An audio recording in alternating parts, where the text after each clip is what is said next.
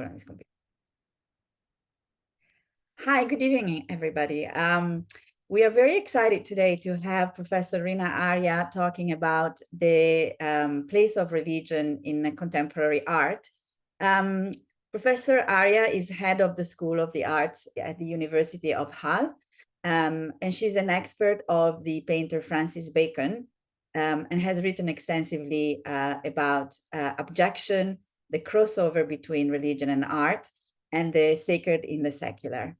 I'm going to add a little bit to this from this bio. She's also contributed to the Journal for the Studies of Spirituality, which is the INSS journal, and she's penned I think 2 articles for them, but I could be wrong. And I'm sure she's reviewed many articles for them as well. So can we call you Rina? Of course. So would you like to introduce yourself and tell us a little bit about your work and research? Yes, with pleasure. Thank you for the invite, Annalisa. I'm really excited to be here. Thank you all for attending. So just a little bit of background about me. So I started off being quite interested in the idea of the sacred in a post-secular space. And so I did my PhD on the death of God in Nietzsche, and unpacking that and looking at the impact that it had in sort of a post kind of Christian society, and especially with respect to the paintings of Francis Bacon and the writings of Georges Bataille. I've since then moved in different directions, as one does, but it's still arguably my most passionate interest, really, thinking about the sacred. What does it mean? What are cognate terms? And how do we find the sacred in art, especially in contemporary art? That's something I've written about. So I've written an article for the Oxford Research Encyclopedia on spirituality in contemporary art, and my most recent article, which is really the basis of today's talk, is in Religion Compass. So for those who don't know, Religion Compass is the Compass journals, Wiley journals, are sort of state-of-the-art journals where academics and scholars write about the latest research or ideas in a field. And I thought it was really important to write about spirituality within contemporary art as a methodological inquiry. So I wrote it for that stream, really. Because I feel that there's a lot of texts written by artists, curators, critics, but I've been keen as a theorist to really lay down the methodological field of inquiry and look at various inroads. And so what I'll be talking about today is based on the talk. So I'm going to share my screen now, hopefully successfully.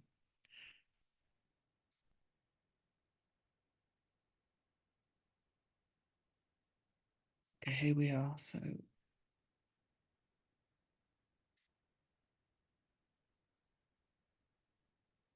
can everyone see? Can you just put a thumbs up if you can see there? Okay, good.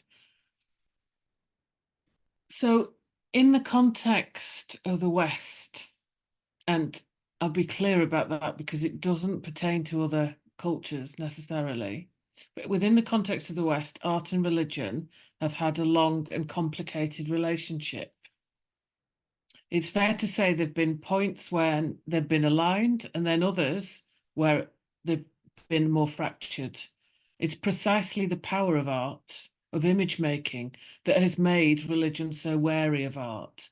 So it's crucial, really, to make that point. It's not because there's nothing in common, it's because of this power that they both hold that has created this fractious relationship.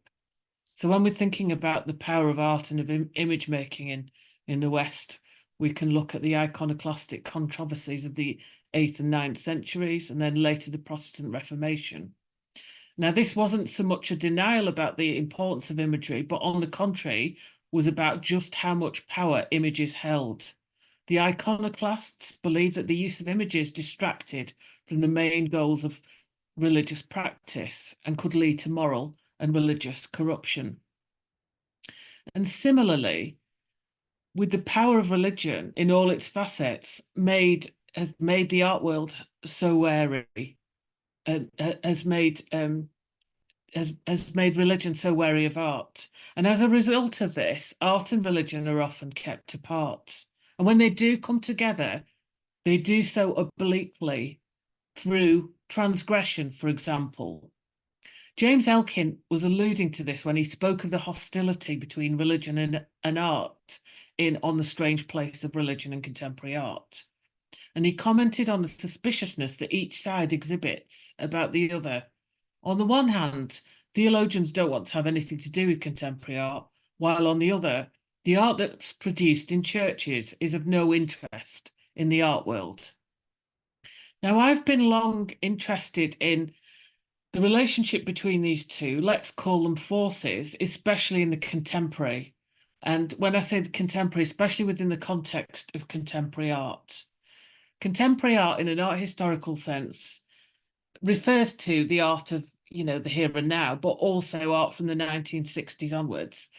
And the examples I'll use in my talk are from this period, so thinking about the contemporary art world. I'm particularly interested in the ways in which art creates a space for experiences of for viewers that are religious. So art opens up, contemporary art opens up spaces so that viewers can experience the religious. But the art doesn't have to be about anything religious per se. Very often its content isn't anything to do with religion. But what it does do is it creates an experience of the religious. Now, before I go any further, what do I mean by this? I'm referring to the ways in which the art enables the viewer to be moved beyond the prosaic, everyday context, that to a deeper sense of meaning that can be transformative. So religion, in this adjectival sense, refers to the extent of transformation, the power of religious feelings, for instance, devotional feelings. But these feelings don't have to actually be religious in content. Very often these experiences are also described as the spiritual. So what does the spiritual refer to? Philip Sheldrake provides some useful initial definitions of spirituality. Spirituality refers to the deepest values and meanings by which people seek to live. It conveys an outlook, vision, or aspiration about life that involves thinking holistically about identity, about one's own and that of others, and of being cognizant of death. The mystical writer Evelyn Underhill suggests that the drive for spiritual fulfillment takes us beyond a purpose that is geared towards the practicalities of tool-making to something that is vision-creating, thus conveying the sacred in the sense of the non-mundane aspects of spirituality.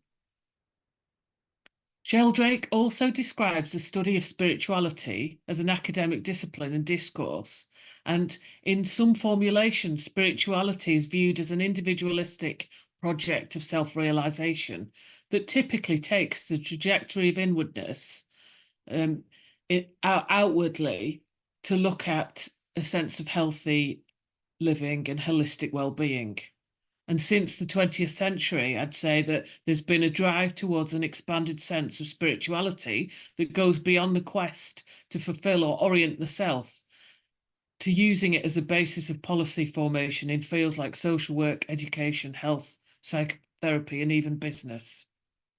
So with spirituality, it can be contained within religion. So there are certainly many spiritual traditions within religion, but it absolutely doesn't have to be. And most of the cases that I'm looking at here are about spirituality in a arguably non-religious sense, in that they're not necessarily attached to or attached to a religion, or religion isn't an intrinsic part of it. Art that is described as spiritual then may reference or represent a spiritual and or religious tradition, whether referring to specific religious traditions or not. Spirituality concerns the feelings stirred or probed by the art. which may prompt viewers to reflect on the meaning of life, often drawing on existential questions such as why are we here, what are we doing, what happens after life ends. A sense of the spiritual also gives people the sense of belonging that they crave, a feeling that they're part of something greater than the self.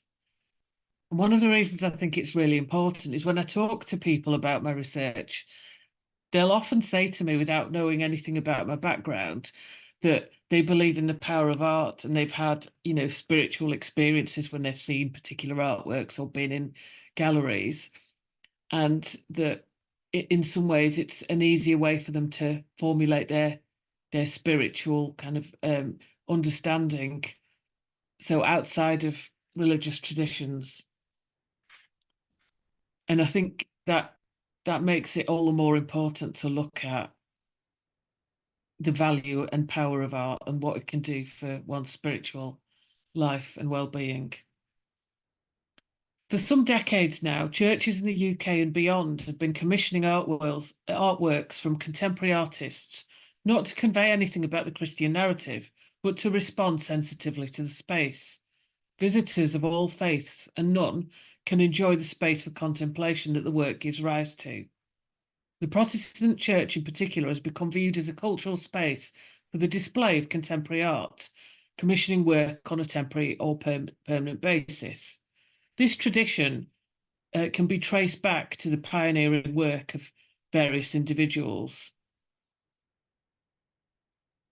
But it's ongoing and it remains really powerful. So the Dominican friar Marie-Alain Couturier called upon the church to enlist the ideas of contemporary artists, regardless of their religious persuasion, in the revival of 20th century church decoration, which he argued had become outdated and sentimentalized. He believed that it was better to offer commissions to geniuses without faith than to employ believers without talent. This bold view took seriously the potential that good art has to move our emotions and the impact that it has on viewers. The trend for commissioning contemporary art by the church has continued and is part of a broader agenda to increase its relevance to diverse, especially younger audiences. Contemporary artwork for religious spaces, especially the church, is done so on the basis that the work responds sensitively to the space in which it's placed and encourages reflection. Stipulations about the faith background of the artist or whether or not the work is actually religious in intention or approach are rarely considerations within the programming of contemporary art. Such initiatives have helped churches and cathedrals update their image and appeal to broader audiences, thereby potentially increasing visitor numbers and to be more integrated into everyday public life. Rina? Yeah. Sorry to interrupt. We are not seeing any slides moving. Are you actually I'm going to move on to that. I was just giving a little kind of introduction, really. Okay. Okay. Yeah. So you're okay. Sorry about the interruption. Yeah, no worries. So this is like an important theme when we're thinking about when we're thinking about contemporary art and spirituality, that a lot of the work that we see, it's not, we don't need to unpack it or think about its content and what it means religiously, as in its religious content, because it often isn't religious, but it's what happens in the space and how that makes the viewer feel. And so when we're thinking about contemporary art and the spiritual, we need to think about it phenomenologically. So in this talk, I'm going to be looking at slides, obviously, but it's actually important to be with the work itself, to see it firsthand and to be in that space, especially for works like Mark Rothko's Colourfield paintings. Slides don't do it justice. It's about being in front of the work, being enveloped by it. So that's just something to bear in mind. So what I'm going to look at now really is 3 prominent ways in which religion is explored in contemporary art. And I hold that sense of obliqueness that I talked about earlier It's almost like in order for religion to feature in contemporary art, it has to be done in a tangential, roundabout way, but not explicitly by looking at religious belief or the institutions of religion. So one prominent way is in sociopolitics. So the three instances that I've got here, which I wrote about in my paper for Religion Compass. So we see the exploration of religion in sociopolitical identity. And then secondly, in art that transgresses. So very often art that's blasphemous. But transgression is, is nuanced. So it's not about breaking rules just for the sake of it. There's an important point there. So that's why it's transgressive. And thirdly, something that I've just talked about a moment ago, the creation of spaces of contemplation, some of which may be religious. So I think if we're surveying the field of contemporary art that is regarded or described as spiritual, the work can be categorized in either one or more of these categories, some of which overlap. Before I look at specific examples, for the benefit of the audience really who might want to know a little bit more about scholarship in this field, just wanted to sort of give a bit of a gloss to what notable contributions in this field are. So Graham House's The Art of the Sacred I found very useful as a way in, and Graham House's book he talks about transactional spaces, so the relationship between the work and the viewer and being in front of the work and that sense of participation. Aaron Rosen's Art and Religion in the 21st Century, and Lisa Fanning's Encountering the Spiritual in Contemporary Art. Now, these texts have in common the embrace of the diverse understandings of art and religion and approaches to the connections or dialogues between them. What we see in contemporary art, which is different to modern or pre-modern art, is the move beyond the focus on Christianity, which dominated Western art up until modernism, to look at other religious traditions, taking a cross-disciplinary and global perspective, and that examines art from different cultures. And also the expansion of art in a more holistic sense. So not just simply thinking about high art, but more popular examples. Artists discuss thematically, often singling out existential concerns. The thematic focus then conveys a structural shift from earlier approaches to the subject. And when we look at the images now and the art and discuss the artworks, you'll see that they're from different traditions.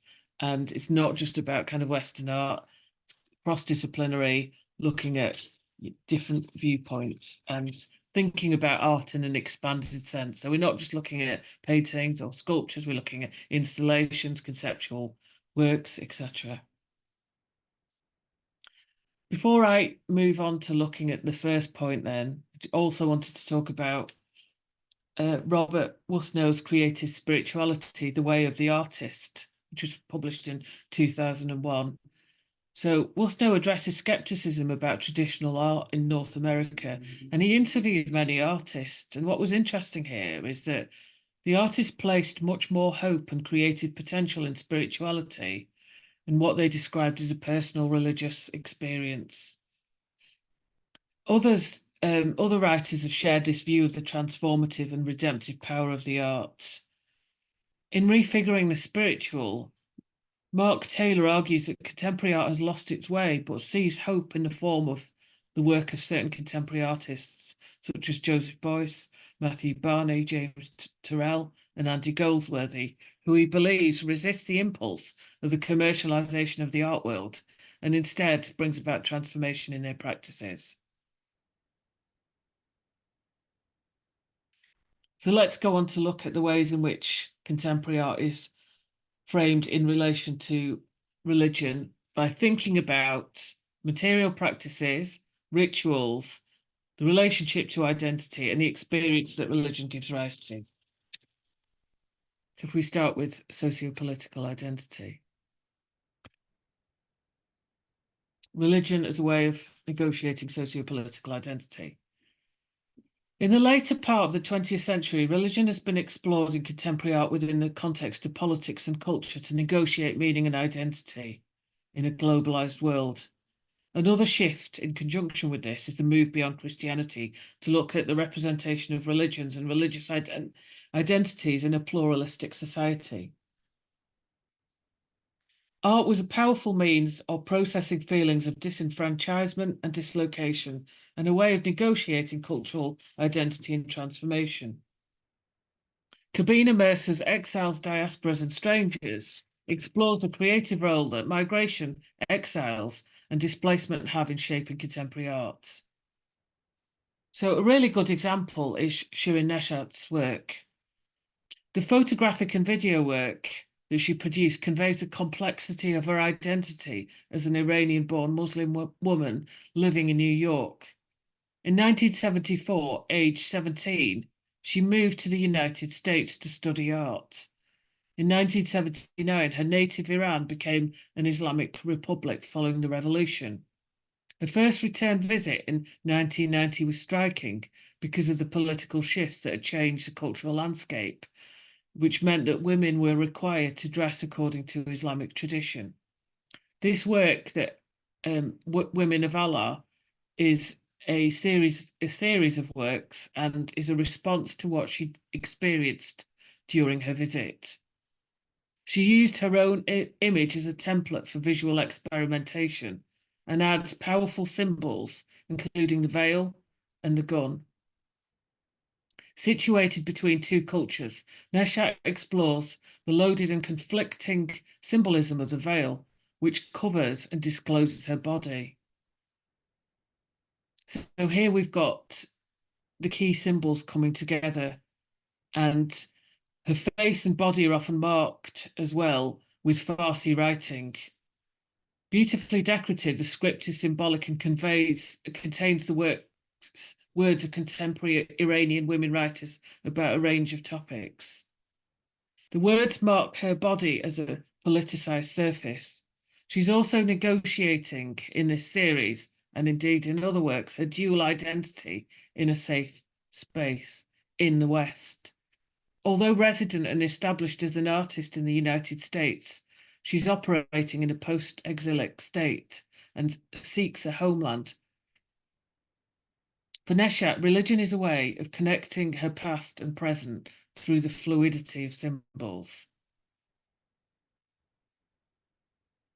In recent decades, the development of the global art world has reflected in the growth of international art fairs and biennials in parts of the global south and in places outside of Western Europe and North America, such as Istanbul and Shanghai, have transformed the art world by enabling the fostering of cross-cultural exchange, which has occasioned looking at religion within different socio-cultural contexts.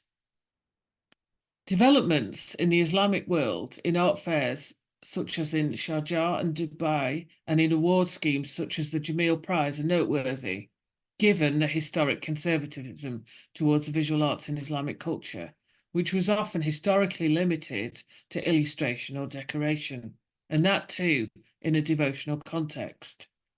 These opportunities encourage growth in the understanding of expressions and representations of religious identity. They also convey the potential to interrogate the possibilities for Islamic arts. And this entails an expansion of how it's been traditionally conceived with respect to the devotional gaze. Wendy Shaw's book, What is Islamic Art? Beyond Religion and Perception, addresses this when she asks, what does it mean to describe art as Islamic? The embodied practices of Islamic artists such as Neshat, whose identity is inscribed on her body, represents progressive attempts to move beyond narrowly conceived definitions of Islamic art. Without Boundary, 17 Ways of Looking, and I've got the image of the catalogue here, was an important exhibition held at MoMA in 2006, curated by Feshrefte Daftari. It featured 17 contemporary artists, the majority of whom were born in Islamic cultures in the Middle East, but now live in the United States or Europe.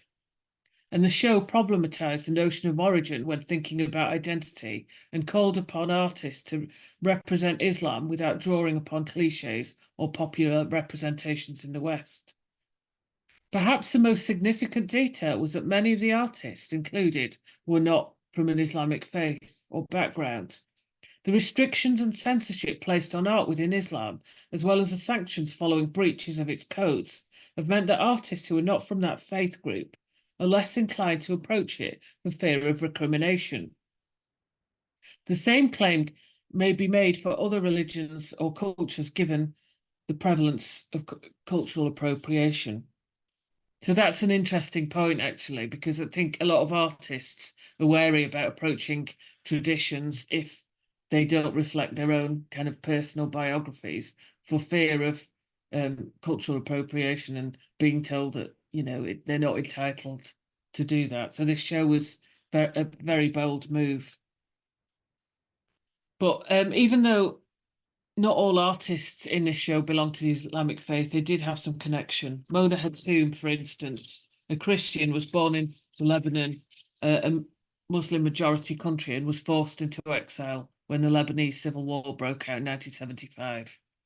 This exhibition, which is why I wanted to include it here, is key because it shows the impact that religion has on different aspects of identity, and also crucially dislocating the coupling of religion with geographical identity, which has tended to happen, and which itself is a critical perspective of the global world. Moving on to the second category, art that transgresses.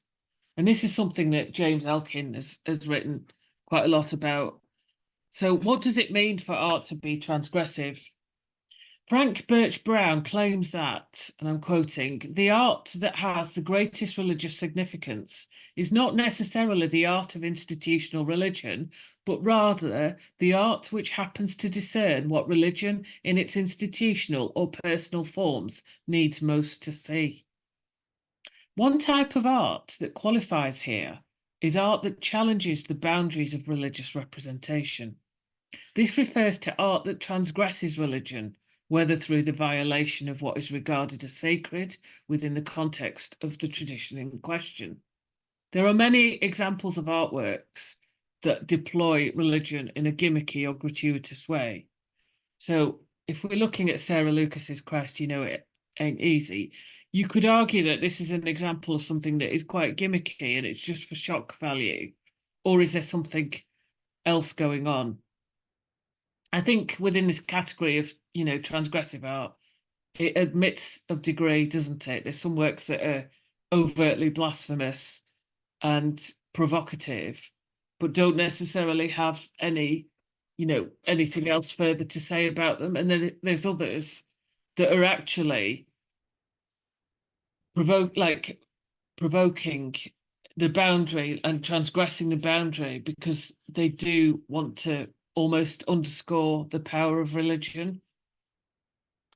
So Chrysophiles' work falls into that category, as does Francis Bacon. And this was the intrigue that I had for Francis Bacon as a graduate student when I was looking at The Death of God. And I thought, wait a minute, there's an artist here who paints loads of popes and representations of popes and the crucifixions, uses, the term crucifixion in his titles. His work references Catholic imagery, thinking about kind of the body and pain, violence and death. And yet he claimed not to have, there wasn't very much said about the religious aspects. It was shunned.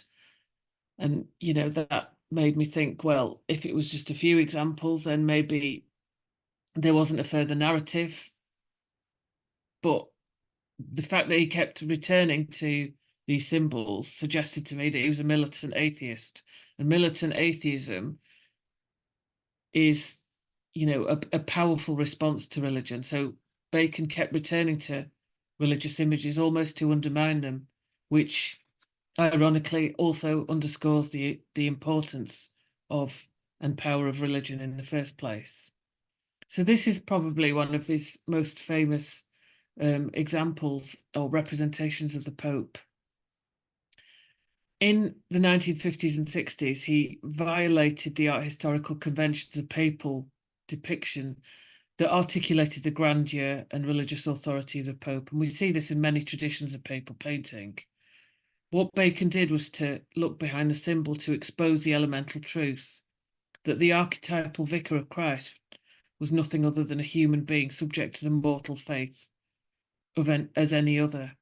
So that for him, the representation of a pope was the representation of a human being who was falling apart. He unpicks the symbol, which is something that we don't see in papal paintings. The Pope is just the Pope, not a man. But what Bacon did was to bifurcate the symbol and to look behind the sanitized veneer to look at what is going on behind it. Bacon believed that, human beings are like potential carcasses hanging up in a slaughterhouse or in a butcher's shop. Here we have 3 studies for figures at the base of a crucifixion, again alluding to the Christian narrative, looking at the 3 Furies at the base of a crucifixion and depicting that sense of horror at the moment at which the realization that God is dead and there's nothing beyond this, and we have to live with our mortal fates. So Bacon's a really kind of interesting artist when we're looking at contemporary art, because of his explicit use of religious iconography, but his disavowal of it as well. Alina Alexandrova makes a case for the reappropriation and recycling of religious, particularly Christian motifs, themes, and images since the early 1990s in Western contemporary art. And she includes Bacon as an example of this, arguing that reusing religious notions, whether through motif, theme, or image, not to represent conventional religious truths, but to critique and ask questions of religion and to reflect, which reflects the shifting landscape of art and religion. While Bacon's work is unequivocally transgressive from the perspective of the conventions of religious depictions of crucifixions and popes within Western art history, other examples are only transgressive in certain contexts. So we looked at Shirin Neshat's work. In that, her work would certainly be banned in native Iran, but in New York, her artistic milieu, they're poignant depictions of Islamic identity. Brent Plate argues for the importance of viewing artwork from the perspective of the religious visual culture lens rather than the art historical one, which takes into account the importance of cross-cultural meanings and interpretations. And that's something that I would underscore. We can't just look at images in their own right. We need to think about the cultural context. So just to go back to Shirin Neshat, when we think about the veil is something that's pluralistic. It has many different meanings in different contexts. So it can, in some cultural contexts, it represents oppression. In other cultural contexts, it represents womanhood and power. And when we're thinking about any artwork or kind of meaning, we need to situate it from with the cultural context that it's in. And Brent Plate talks particularly about this example, Chrysophili's The Holy Virgin Mary, to look at the cultural context of it. This was the subject of an unsuccessful attempt in 1999 by Mayor Rudolph Giuliani to have it banned when the touring sensation exhibition moved to the Brooklyn Museum. Giuliani took issue with the cutouts of female genitalia that surrounded the main image of the Virgin and the fashioning of the Virgin's right breast out of elephant dung. From an African perspective, the cultural background of Ofili himself, elephant dung is a sacred and purifying material. It's not something that's dirty or defiling as it may be viewed from a different cultural context.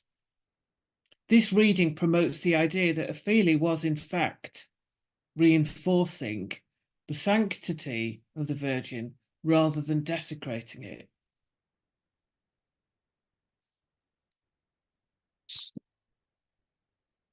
There are other controversial cases, and we have to look at the cultural context. So there's an artist, I haven't brought any of the images, but his name is M.F. Hussain. He was founder of the Bombay Progressive Artists Group, a Muslim born in the majority Hindu pilgrimage town in North India. And Hussain's work represented the Hindu mythology. So he did a lot of representations of various Hindu deities, but sexualized them. And he got exiled. He was forced out of India and moved into Europe and the UK, where he was never allowed to return. Now, his point is that he was harking back to aesthetic styles and traditions in the past that were deployed in religious temple art. There's other artists who've done similar, represented religious or deities in transgressive ways. So an artist that I've written a book about her, named Shaila Kumari Burman. She was born to Punjabi Hindus and who came to the UK.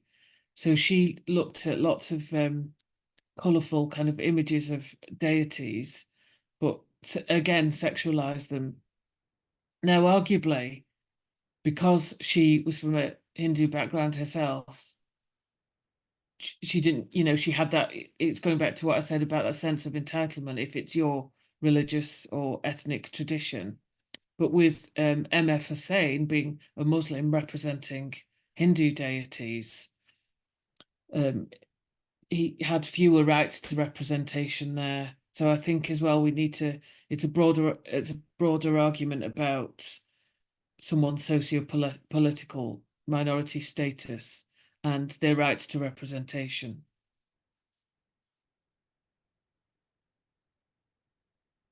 And then thirdly, thinking about contemplative spaces. Contemporary art provides spaces for contemplation, for viewers to take time out from the everyday and to be transformed in uplifting ways that gives them a renewed sense of being. Anthony Gormley's Event Horizon is a multi-part installation of 31 body forms of the artist cast in iron and placed in different locations that tour, starting off on the top of well-known buildings along London's South Bank. We also have, that's another installation shot. Then we have Mark Wallinger's Threshold to the Kingdom, which featured slow motion footage of people arriving at London City Airport to the sound of Allegri's Miserere. And then Marina Abramovic, The Artist is Present, which sees the artist seated at a table awaiting visitors to sit opposite her, and Bill Viola's Triptic, which features a video installation, 3 images representing birth, the journey of life and death, within an accompanying soundtrack. These works are characterized by their simplicity and feature pared back elements. Gormley and Viola's work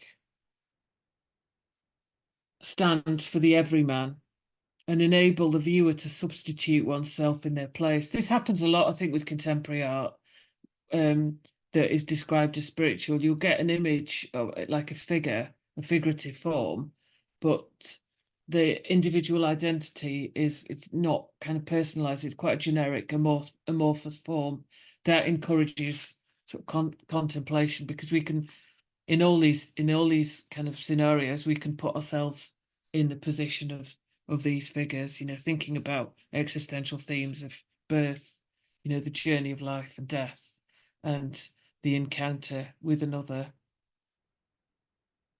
What contemporary art does is use multiple media forms, which we've seen in the slides already. So installation, video and body. Just a quick definition for those who may not be familiar. What is installation art? Installation art is somewhat similar to sculpture, but it's it's where the work is created in a specific space that has an integral relationship with it. So where sculpture can be moved around, and the context in which sculpture is placed is important. With installation, it's created for a particular space. And so when you're in that space, you're enveloped by it, and it uses space in kind of creative and philosophical ways that mean that that's integral to the experience of the work, and goes back to what I said earlier about the importance of the phenomenological experience of being there.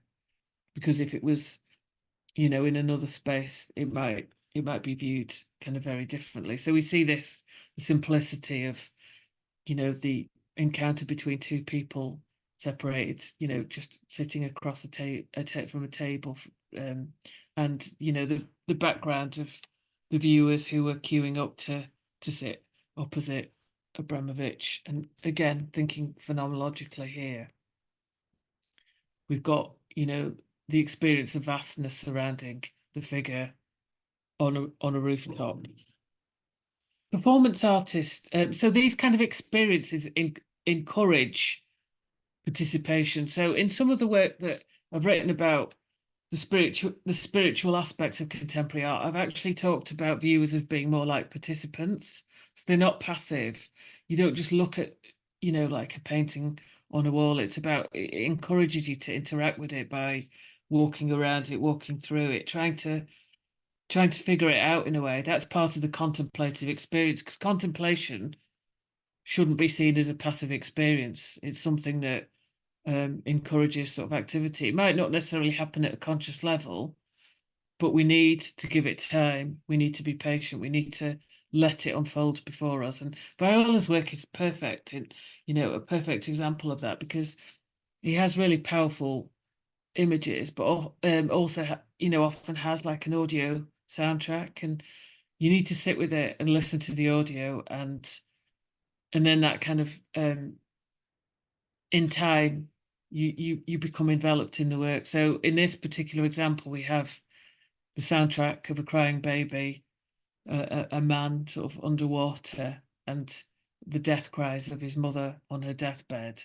And when you first listen to it, they're kind of three separate sounds, but then after a while they become like merged into one, and help you make sense of the narrative. With in a lot of contemporary art as well, performance artists use their body as a medium of expression, and it becomes the tool through which to explore issues about identity, community, and other fundamental experiences. Performance artists often subjected their own bodies to pain and other experiences of the limit, in which created heightened reactions in their viewers and challenged the audience to think in new and unconventional ways. So I've spent a lot of time thinking about this particular work, and I'm sure, like, Annalisa's got a lot to say about it, so it would be good if we can pick it up in discussion. I wasn't actually able to go and see it, but it was just the profound simplicity of it, this encounter with another human being across the table, looking into the eyes of someone else and exposing their vulnerability. Because a lot of the time we can hide away, can't we? And spirituality is about unveiling and making oneself vulnerable in the presence of something that is greater and that exposes our vulnerability. And that's precisely what happens here. And I think a lot of people who opted to view this work and to experience it were possibly kind of cynical about its outcomes, thinking that, well, we can outsmart her, there's nothing profound going on here. But in the video footage I saw and things that I've commentaries that I've read about the encounter, people found it really moving. There was one chap quite a young man, who said that he felt it was really unnerving and that he was being looked at and that actually he was being exposed. This is what's interesting with Abramovich's work in performance art: the object or the sitter or the artist. It becomes transformational, and actually the audience become the subject, and it's about them trying to work out their social, moral kind of boundaries, spaces, positions, and identities in relation to the artwork. That's why I think in all discussions of spirituality and contemporary art, Marina Abramovic should feature. Earlier in the talk, I made a claim about kind of the extent of participation. So that kind of revises assumptions about the role and the function of the viewer. Engagement with the work is required on different levels and includes interaction of many different kinds. The space and context, as I said, is integral to the holistic experience.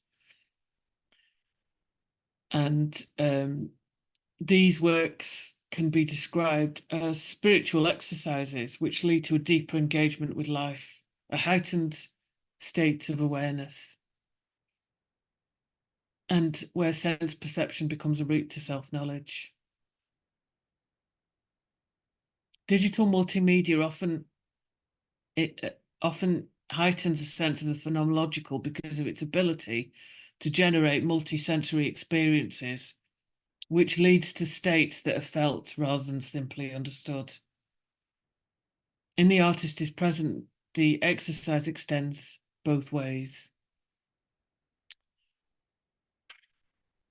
Michael D. Jackson argued that a crucial factor of the success of art operating as ritual is that the space is offered as safe and revitalizing. Then that's kind of really important, isn't it? Because if we're disturbed, if we're made to feel vulnerable and we don't feel safe, then we just flee, don't we? Or our defense mechanisms are up, and we're not kind of reflecting on the experience. We're just trying to get away from it in whichever way we can, or the ways in which it's just one of avoidance, for example. But in the safe space, we can allow ourselves to have that heightened sense of awareness and to reflect on what that means. And that's kind of one of the power that art in its many forms, not just the visual arts, but music and film and other forms of art holds for us. The prospect of contemplating mortality that Bill Viola's work represents is daunting, but results in an experience of catharsis. It's like when you're taken to the edge and then you realize you're safe, you can breathe a sigh of relief and you think about the impact that it has for you. So in our everyday lives, this does happen. If you're crossing a road and you nearly get hit by a car, you later on sort of reflect on that experience. But what is it about kind of contemporary art that provides the space and the mechanism for people to be able to sort of experience that profound sense of meaningless purpose? Why are we here? What are we doing? Confronting mortality, confronting boundaries. Viola's work is complex as well because much of it is situated in secular spaces, but he's also had work commissioned for religious venues. And I don't think that kind of makes a difference in that, context is important, and we can. He's heavily influenced by different religious traditions, but I think when it takes us to that sort of existential sense, the way in which the ritualistic aspects of his work engages us, it takes us to the same point. Now I want to finish with Tracy Emin's work in Liverpool Cathedral, which is a striking example. I felt you and I knew you loved me. It's a striking example of the significance of context. In a secular venue, this blaring pink neon sign spelling out a provocative message can be, seen as cheap and tawdry, throwaway even. But its installation under the west window in Liverpool Cathedral in 2008 transforms its meaning into an appeal of religious devotion and a testimony of faith. The simplicity and accessibility of the message conveys its power in a setting where one is equal under God. The placement of art in a religious setting, such as a church, contributes to the way in which it is interpreted, both with respect to the physical features, like the dim light, the vaulted ceilings, arches, and other architectural features that create a certain ambience, and also to the conditioned response of the particular environment. The expectation of certain behavioural conditions in such a space has a bearing on the disposition of the individual. The viewer has to maintain receptivity to being moved emotionally. So this is important, because if you're not receptive to it, then it's not going to do anything to you. Receptivity usually entails a willingness to engage with the work, which means allowing it to, as I've described it, unfold or to make meaning. And it might not even make that much meaning, but you know, it still has the propensity to move. So in you know, the talk that I've given, I've shown kind of several ways in which religion is present in contemporary art. In the global art world, religion is a source of both energy and conflict. It's an essential way for artists to explore their socio-political identities, their intersectional realities, and to understand their roots and heritage. The global spaces that have come to signify the contemporary in the sense of current gives artists the opportunity to share their experiences of being in the world, opening up experiences for possibilities for cross-cultural exchange. Interpreting contemporary religious art of this kind requires a cross-cultural methodology that considers broader questions about the representation of objects and identities. The other type of art discussed is not religious in content or theme, but in the experience that it gives rise to. So the artworks of Wallinger, Viola, Gormley, Abramovich open up spaces for contemplation and engagement. Created using digital media and other creative technologies, they enable the viewer to interact in an immersive and meaningful way that transcends the mundane to a heightened, in the sense of distilled experience of reality. Their appeal is generated by their simplicity and universality, meaning that the viewer is able to place themselves in the situation described. Contemporary art makes more demands on the viewer, who has a larger role in interaction. This points to the more complex and multifarious dynamic between the viewer, the contemporary artwork, and the space and context, leading to the idea that participant is more appropriate than viewer in some descriptions to refer to the ways in which they become involved in the creative process itself. And I'll leave it at that. So I hope that's been of interest in exploring. It's a kind of whistle-stop tour of contemporary art and picking out the various ways in which we can talk about spirituality. And I'll stop sharing.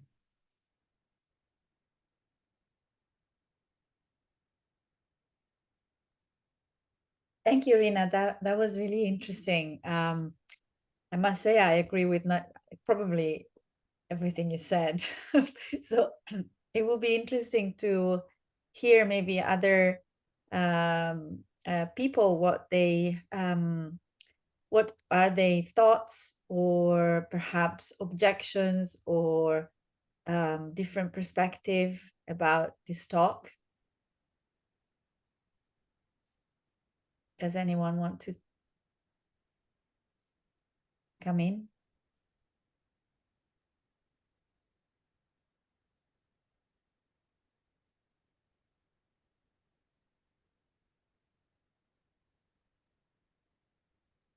Nope. I'll say something. Is that okay, Annalisa? Yes, please. Yeah, I'll just make a contribution. Thank you for the talk. That's good to hear you. I'm speaking as an artist now, and so just from my own personal experience, but in a couple of examples of being in a creative flow state, making art from a creative flow state, which felt at times like a kind of heightened sense of consciousness or something like that. I felt that I was more in touch with something sacred, or the mystery, you could say, like that. And the artwork was coming not from me, but from there, through me, like this. One interesting byproduct of that is that when I was looking at other artists' work, famous artists' work from that state, I had a very different experience of their work than when I was in a normal state of mind. And I felt as if I could almost feel the numinosity of what they were doing when they were doing it. I felt the transmissive quality of what they were doing more fully when I was closer to it myself, or something like that. I could almost not look at the work of, it's interesting, the artists you showed, Joseph Boyce, Marina Abramovich, and I think Paul Klee.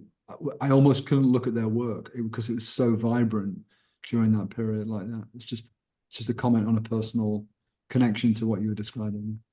No, thank you. That's really important to give the artist perspective.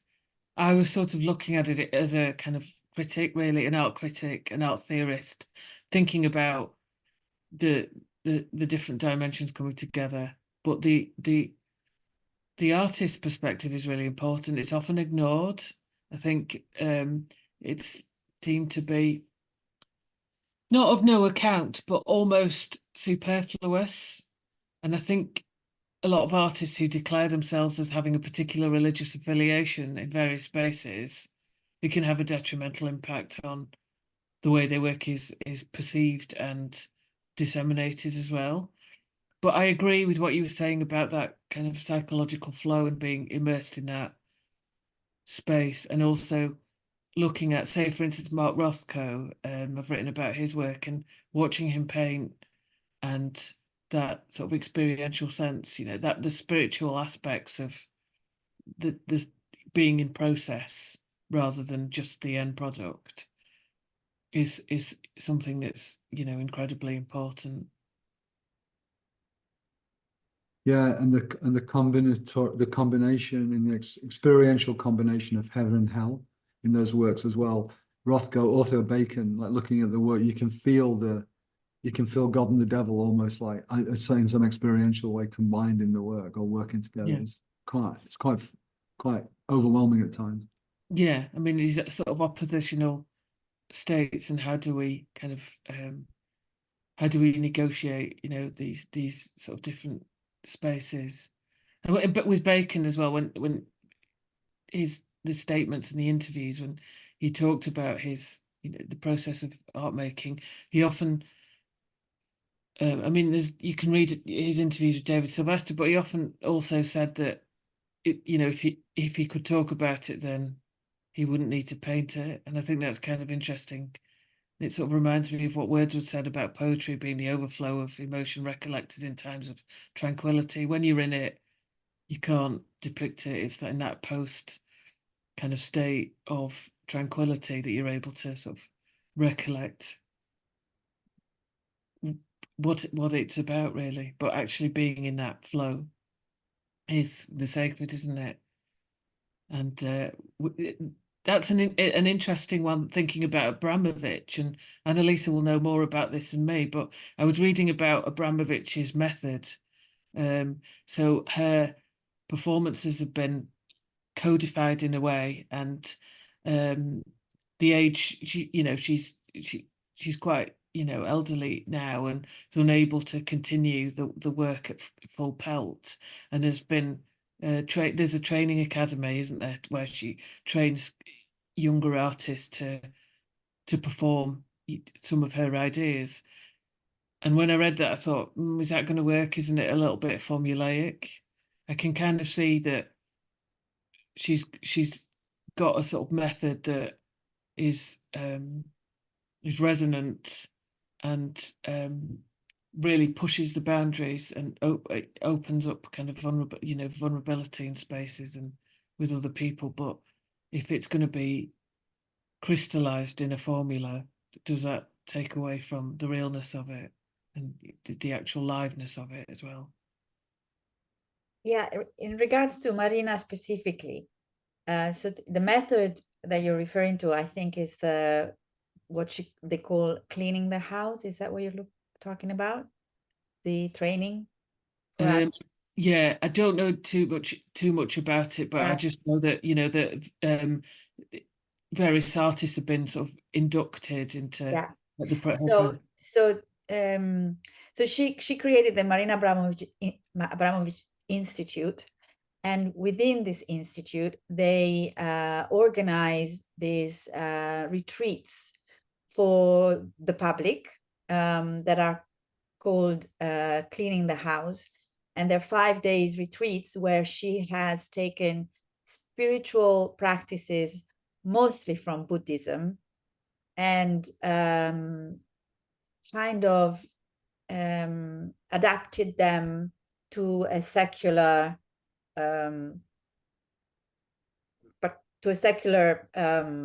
practice, but they are Buddhist techniques that she's using in this retreats. And my understanding, because I was looking into it to go to one of these retreats, they're very, very intense. For example, you have to keep in silence for 5 days. You have to fast for 5 days. You can only drink fluids. There are situations where you are naked. Then you do these practices that are meaningless and durational at the same time. So she's condensed in this it's formulaic, but in the sense, I mean, all spiritual practices are formulaic, and you have to do them over and over and over again for them to work, because even meditation, when we think about it, or praying, they move you into this altered state of consciousness after much practice.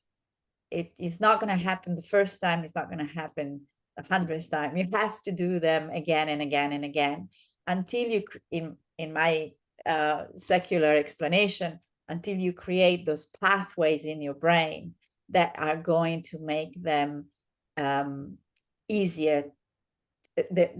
When you have these established pathways in your brain, then you will achieve that altered state of consciousness faster and faster and faster, to a point where you probably don't need to do those practices anymore, because you have structurally changed your brain. And so you then have developed a spiritual brain. And I think artists like Marina, like Bill Viola, Gormley, James Tarrow, they through their practices, they effectively go through this very long periods of meditation when they create. And they are also trained meditators. So they have all, I think, maybe with the exception of James Tarrow, who is not an evangelist. He's help me with. He comes from this very spiritual Christian sect. I forgot what it is. Yeah, yeah. But so they are all kind of have been steeped in religious practices, whether they're Buddhist or they're Christian. So I think that they have developed a spiritual brain, so to speak, through not only studying spiritual traditions, but also studying as in practicing, training in spiritual traditions, but also during their own practices. And in regards to Marina specifically, I am skeptical that the power of her performances, particularly The Artist is Present, can be replicated by other people, because there is something about her personality, her charisma, her presence that I don't think that can be repeated, as you were saying earlier, formulaically.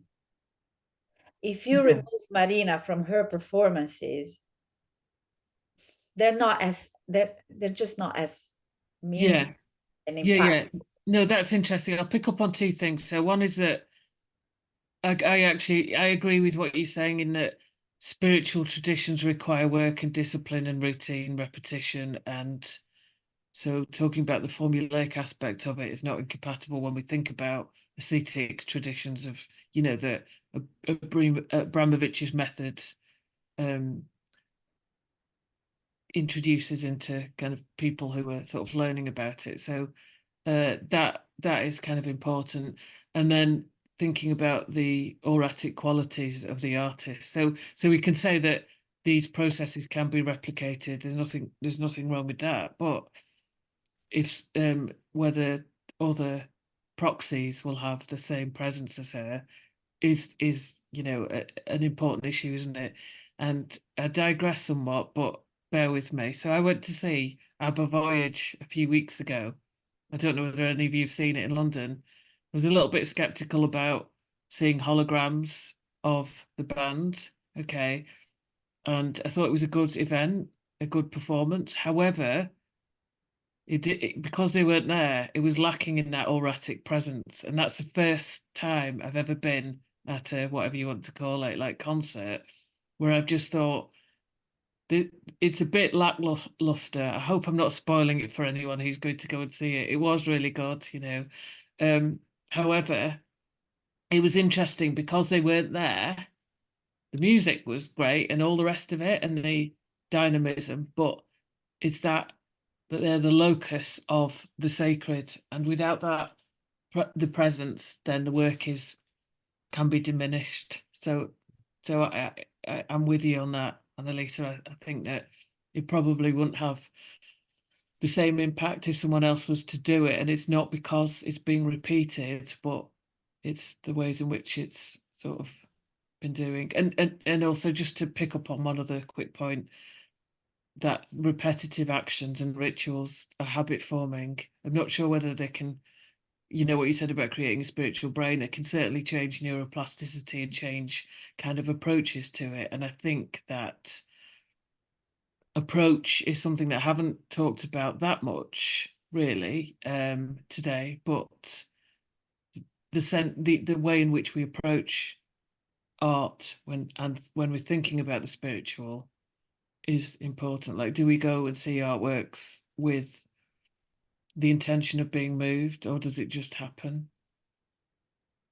When I went to see Rothko, for instance, I had this pre-programmed idea, this preconceived idea that Mark Rothko's work is going to be X, Y, Z, and it wasn't like that, but it was still meaningful. So that's another interesting thing with criticism. Are we led by that? Does it kind of prevent us from really sort of being in the moment with it? No, I think the mindset that you bring when you go to an exhibition is really, it can really impact how you're going to experience the exhibition. And sometimes I wonder whether the less you know is better. And other times I think, no, you need to know a lot in order to appreciate the exhibition. It's a difficult balance because I've just been last week to see Refik Anadol AI installation at the Serpentine Gallery, and I saw his art on screen, on videos and stuff, but I have never been immersed in it. But I went to that exhibition having had 5 years, 6 years of studies in spirituality and understanding, immersing yourself in an exhibition and the contemplative aspect of visual art. And, so I brought with me all this knowledge that I have accumulated over the years. So I live that experience in a certain way, with a certain mindset, looking for certain things. And I'm sure that a lot of people went to that exhibition with very different knowledge or very different expectations or looking for very different things from me. And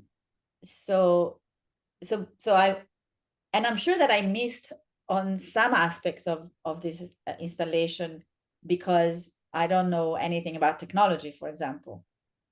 So I have probably missed out on the virtuosity of technologically speaking, and then aesthetically speaking, of this exhibition. So I don't know. I don't know. It's a difficult. I think it's a difficult question to answer. Well, I just want to talk about the experience, the actual experience of art, because what I find is that when I am moved by art, I forget everything I know about it. It just doesn't interfere. My knowledge is gone at that moment. And the last time it happened to me was when I went to see Hilma af Klint at Tate. I mean, that was like and I did see her work before in a different museum. So, and I didn't come with any expectation. I was actually, I had I was running all day and I just came there and but when I sort of when I was there, when I was before the painting, something did happen to me. And what I felt is that I can't, and I still can't, express my experience in words. And I teach her work, I discuss her work with my students, and I've been doing it since 2017. But there's a real difference between, reading about her and reading what she wrote and what others wrote about her and having all this knowledge and the actual experience. And then I talk to other people and they, I mean, they felt, at least I talked to another person who had a very similar experience to me. She just said, I couldn't tell anyone. I wasn't able to express it in words. It's like, it's impossible. So again, the experience is non-verbal. It's totally transformative. It takes me somewhere else, and it has nothing to do with what I know. And that one of the questions, because I question it and I also question my own experience. So I was sort of asking just last week, I was talking to my student and I was asking them, why do they think her work is so popular now and not 78 years ago, for example?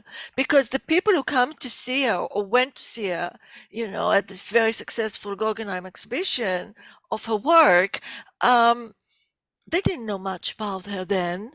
And it was a bestseller. And people, it's actually the Guggenheim was against but didn't want to do the exhibition. They thought no one is going to be interested and it's going to be a risk. And then it turned out to be the most successful exhibition ever in that museum. So, so the question is, why? And I've been looking at the people in the exhibitions, in the different exhibitions of Hilma af Klint, trying to see, and I'm sure many of them don't know much about her history and the whole story, or what is theosophy, for example, and all the stories around it, and they're fascinated. They are enchanted. There's something, and and my question, I don't know. I'm asking myself, what is it? Why now? Why not before? Is there a particular message which is relevant to our sort of zeitgeist, the spirit of our time, and now it's the time that people feel a connection with her, but why? So I think this is the beauty of art. It's almost the mystery. We can write about it, we can talk about it, we can make it, but there's still a mystery there, which I think this is probably the spiritual experience as well. It's been in the mystery. It's been in Yeah, another I realm. also visited the Hilma af Klint a couple of times, but like you know, always in a rush, always. And I also went to the Guggenheim. All And right. I must say that the experience I had at the Guggenheim was nothing compared to the one at the Tate.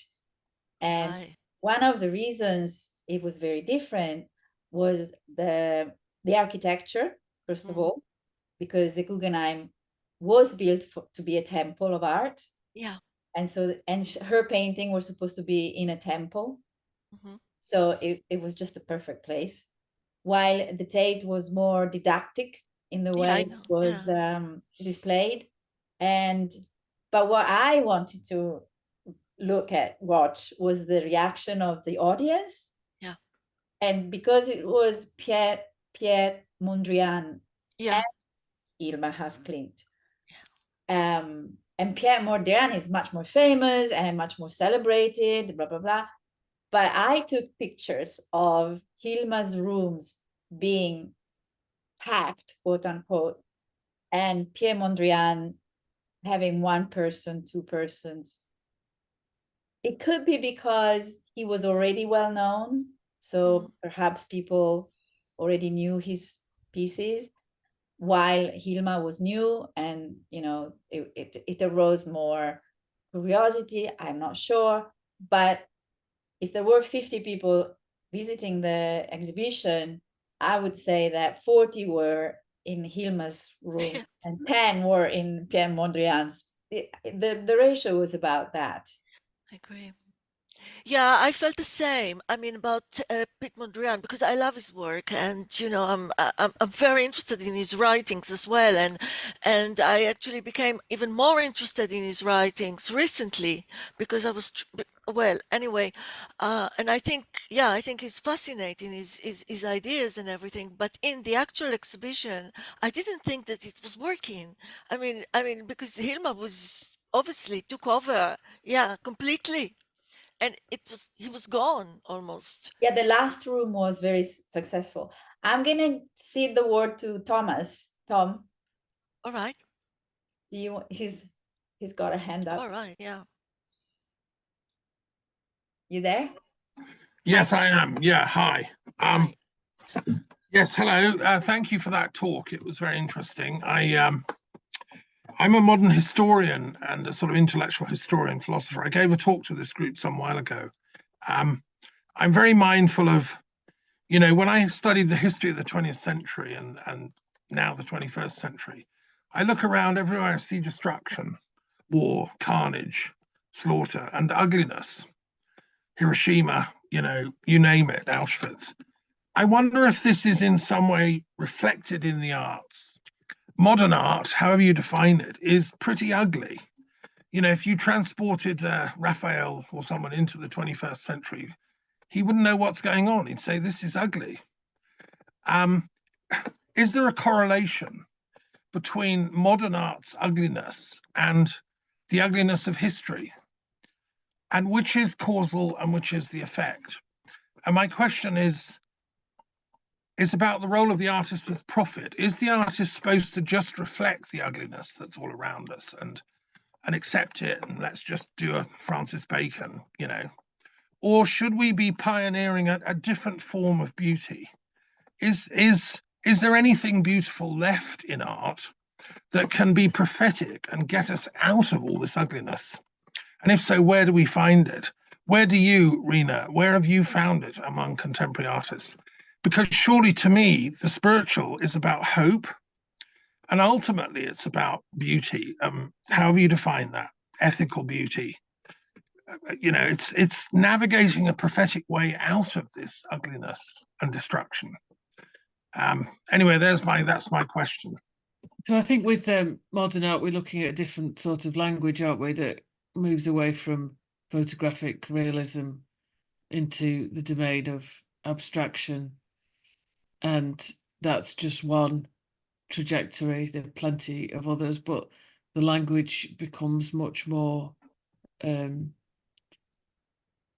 conceptually based as well. So that it asks, you know, the work asks particular sort of questions in a different way. So I think the aesthetics the aesthetic is different. Bacon is quite extreme, isn't he? Whereas I think if we look at, you know, Abramovich's work, I think there is a simplicity and beauty there. It's really stripped back. It's not grotesque like Bacon. So when we're thinking about pictorial idioms, they're pluralistic in modern and contemporary art, and the values and the motivations are quite different. So the aesthetic, something might be aesthetically beautiful, but it's a means to an end. It's not necessarily, you know, the end in itself. And I think that the forms mean something quite different. Whereas in pre-modern art, say, it was about kind of much focus was about representation, figuration, and aesthetic beauty. I don't think hope is lost in the forms we're looking at. I think Bacon's work is actually full of hope, because he's actually saying, you know, if we're potential carcasses, then we need to actually make our lives meaningful. It's precisely the reason, you know, that mortality stares us in the face, that it's not a state that occurs after life, but a condition inherent in the body, that we have to make our lives meaningful.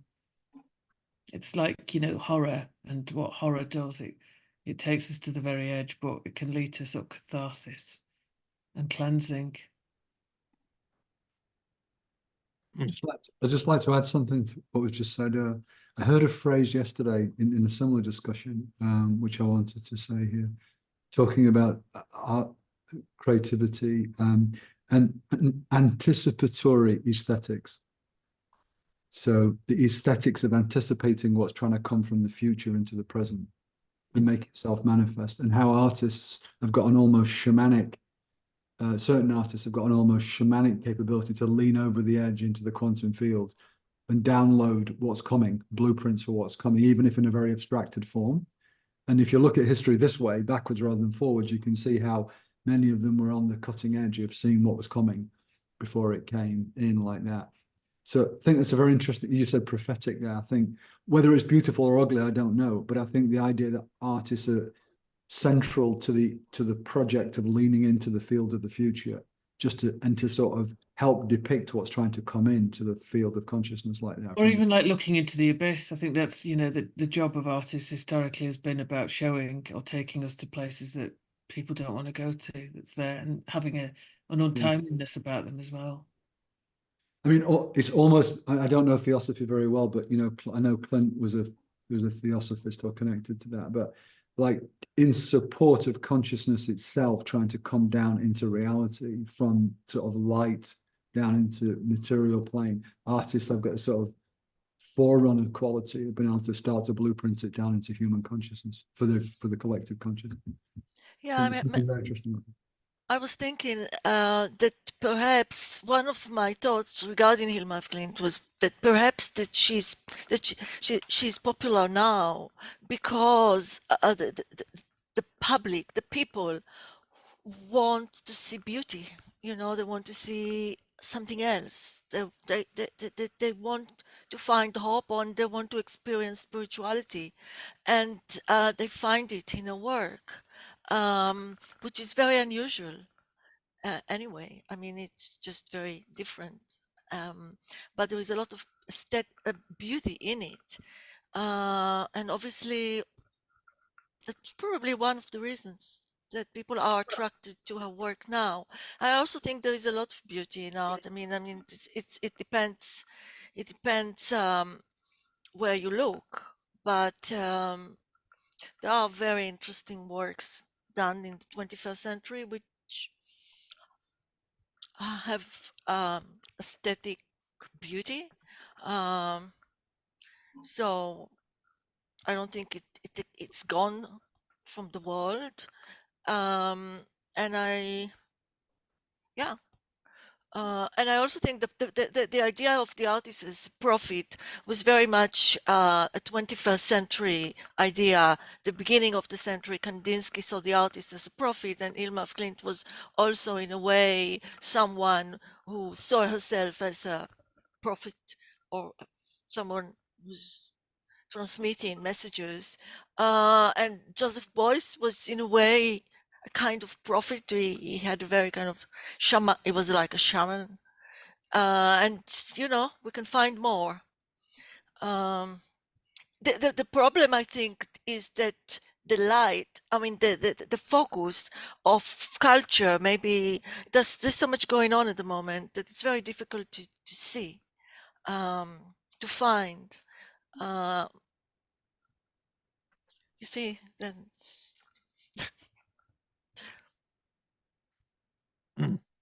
Can I just add another thought? Yeah. So some of you know I'm involved with the Delphic Games. I'm the educational coordinator, which is a games for artists. So anyone on here or who's interested in, it's like what we're trying to be the Olympic Games for the arts, and we were that for 1,000 years in the classical world. And so we want all modern artists to kind of come and exhibit and find ways to. Okay, so it's a peace project. The Delphic Games couldn't take place if people were fighting in the classical world. So I just wanted to say, you know, that's why I'm interested in the arts as a prophetic work. And I myself am a poet. So I when I write poetry, it's totally like an altered state. I can't write it in normal conditions. I have to be out somewhere in nature in a prophetic state. But anyway, thank you, Rina, for your talk and facilitating the discussion. Fascinating. Actually, if we have time, oh, it's 7:30. Do I have time for a last question, which is related to beauty? I don't know, Rina, if you can shed some light. So I penned this article a couple of days ago, talking about the beauty of three exhibitions that are going on in London at the moment. One is the Anadol exhibition. One is When Forms Come Alive at the Hayward Gallery, and I'm a sponsor of that. And the last one is Edward Burtynsky, apparently his biggest exhibition so far at the SASIG Gallery. And I made a point of talking about the beauty of these three exhibitions and the spiritual value of beauty and the spiritual, how beauty helps our spirits to rise and gives us ecstatic experiences and helps us to reach that state of mind that Thomas was referring to. And but in contemporary art, I asked the curator of When Forms Come Alive, if he could talk about beauty of the exhibition or of some of these sculptures, and he basically said that in the contemporary art world, beauty is as taboo as spirituality in a sense. It's been devalued as a value, and calling something beautiful. In fact, I read a couple of reviews and none of them used the word beauty or beautiful, not even sublime. They were all kind of adjectives, but no one dares saying it's just a beautiful exhibition. So maybe I can't remember anymore why the modern art and then contemporary art have, and I think it's connected to religion, correct me if I'm wrong, when modernist art separated religion from art, it seems to me that spirituality and beauty also were, I don't know if they were collateral victims, or I'm just, maybe Lila can answer this question. I'm not sure. It's about art history, and I'm not sure what the answer is.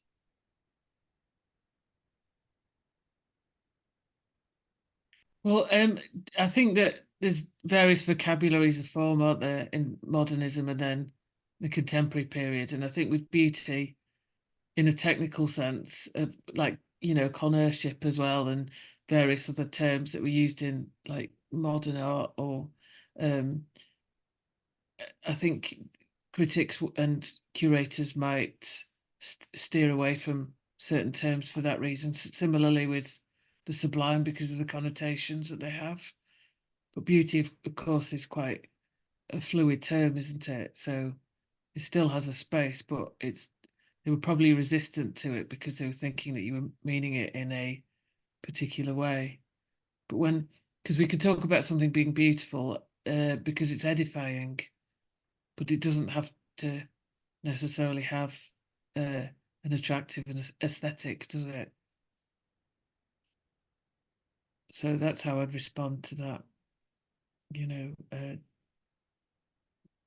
And it's a shame, really, because when we're thinking about this complex kind of conversation between art and religion and the players that are involved in that, they're all in different camps and they don't come together, and there isn't a dialogue, and that's part of the problem, isn't it? I think it was Brent Plate who said that it's not that contemporary art is spiritual, but it's just that there's an artist to really engage with the spiritual. It's just that critics aren't writing about it. Yeah. So we can only move things on if all parties come together and there's a dialogue. Okay, I think we're at the end of our session now. I'd like to thank Rina for her talk. It was really interesting. I hope you found it useful or interesting as well. Definitely. Thank you very much. Thank you very much. That was very helpful. The Q&A session, I enjoyed that very much. Thank you for inviting me. Nice to meet you all. Thank you. So we'll see you when we see you. We don't have anything yet in the calendar, but something is gonna be published soon. Okay. Thank you. Next time. Bye-bye. Bye. Bye, everybody. Thanks. Bye Very bye. interesting. Thank you. Thanks. Bye.